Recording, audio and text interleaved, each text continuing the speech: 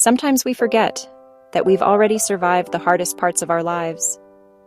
We forget how much strength it took just to make it here today, and instead of recognizing that strength, we punish ourselves for how we survived.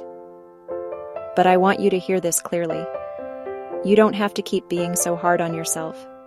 You don't have to keep carrying shame for what you did when you were just trying to stay alive. When you were in survival mode, your brain and your body weren't focused on thriving.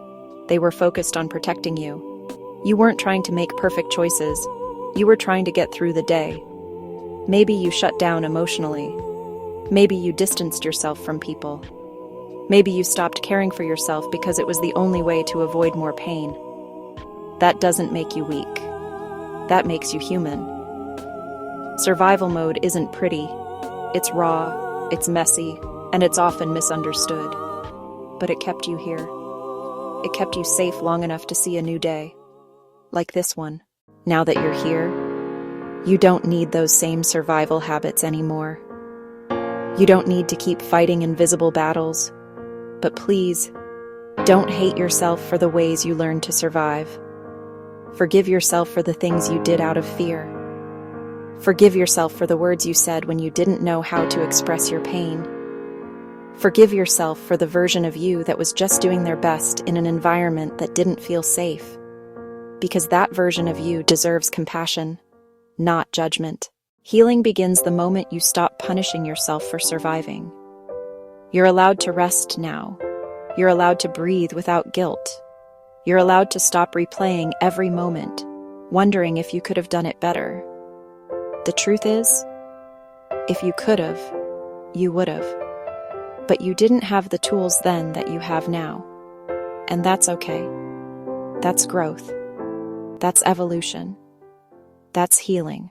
We often expect ourselves to heal perfectly, to let go overnight, to forgive instantly, to move on completely. But healing doesn't look like that. Healing is slow. It's gentle. It's the quiet moments when you finally say to yourself, I did the best I could with what I had at the time. That sentence alone is one of the most powerful forms of self-forgiveness. Think of all the times you showed up when you didn't think you could. All the days you pushed through pain, confusion, or loneliness. All the times you kept going, even when no one saw your effort. That deserves recognition. That deserves love. That deserves forgiveness. You don't owe anyone perfection. You owe yourself peace. Let this be your reminder. You are not the mistakes you made in survival mode. You are the strength that carried you through it. You are the lessons you've learned, the boundaries you're building, and the calm that you're now creating. Your past versions were never broken. They were protecting you. Now, your job is to protect them in return by giving them forgiveness.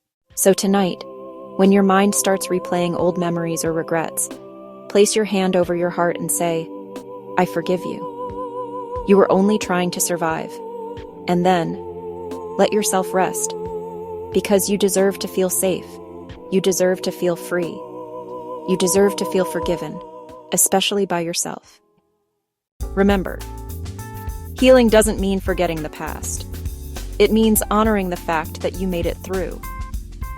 You are proof that survival can turn into peace, that chaos can become calm, that pain can transform into power.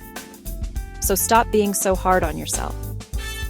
You already did the hardest part. You survived. Now it's time to live.